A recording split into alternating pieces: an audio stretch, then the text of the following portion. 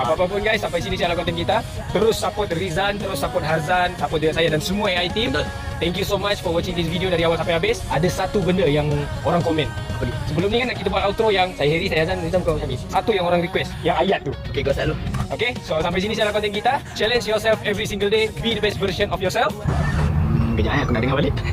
Aku lupa lah ayat tu. Setiap yang bermula pasti ada. Itu kau punya kan? Setiap yang bermula pasti ada akhirnya. Dan setiap yang Setiap aku ingatlah. Setiap yang bermula pasti ada akhirnya. Setiap yang berakhir pasti ada mulanya. Dan setiap yang bermula pasti ada ceritanya, betul? Yes. Susah panjang sangat. Setiap yang Setiap yang berakhir pasti ada mulanya. Dan setiap yang bermula pasti ada ceritanya. Ada, mari kita menelusuri cerita ya. Laporan 9991. Saya Heri, Saya Hazan, kami Rizan, bukan Bapak Syami. Bye guys.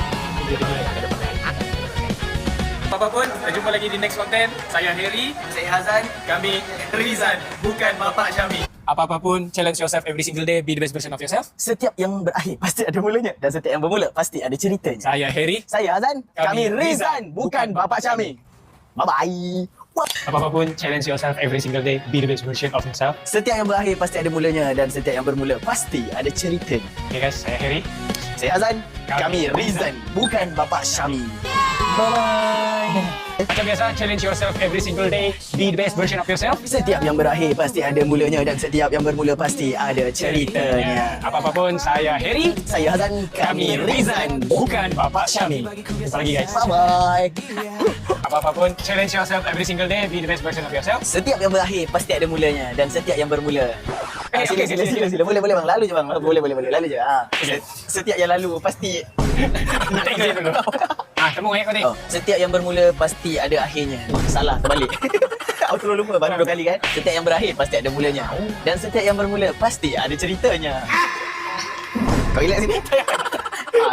Aku kalau Saya Heri, Saya Hazan, kami Rizan, bukan Bapak Syami. Asal outro aku lalu. Tenang. Kau nak share dengan orang? Aku rasa kau ada. Apa? Kau dulu. Challenge yourself every single day, be the best version of yourself. Setiap yang berakhir pasti ada mulanya. Dan setiap yang bermula pasti ada ceritanya. Kita kena ada nama kumpulan tau. Kau Heri, aku Hazan. Yes. Heri, Rizan lah. Rizan. Oh, macam nice. Oh, Tapi Rizan. macam nama bapak kawan aku. Alah, bukan bapak dia pun kita petik ni. Tak, ini kita Ri. Aku kau Ri, aku Zan. Rizan. Kawan aku tu nama dia Syami. Kita Rizan, bukan Bapak Syami. Style tu tiba-tiba.